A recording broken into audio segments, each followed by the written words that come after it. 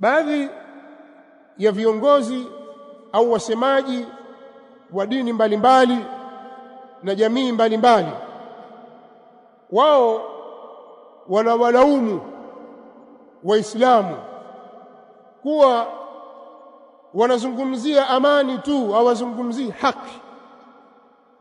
Nyinyi mtaka amani tu, lakini mbona hakuna haki? Mbona hamsemi kuna matukio haya na yale na yale, hakuna haki? Na haki ndiyo mimba inayozaa amani. Bila ya haki hakuna amani.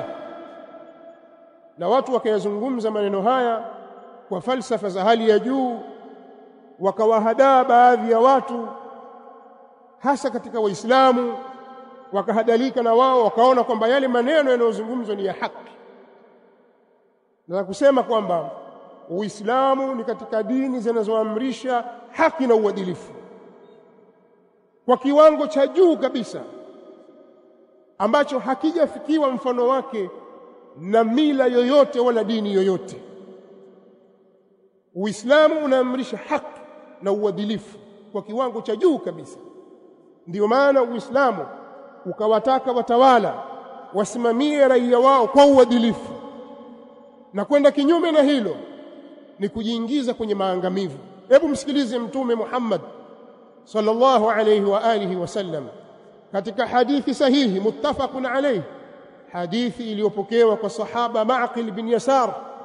Mtume sallallahu alayhi wasallam anatuambia, ma min 'abdin yastar'ihi Allahu ra'iyatan thumma yamut yawma yamut wa huwa ghashun li ra'iyatihi harrama Allahu alayhi aljanna.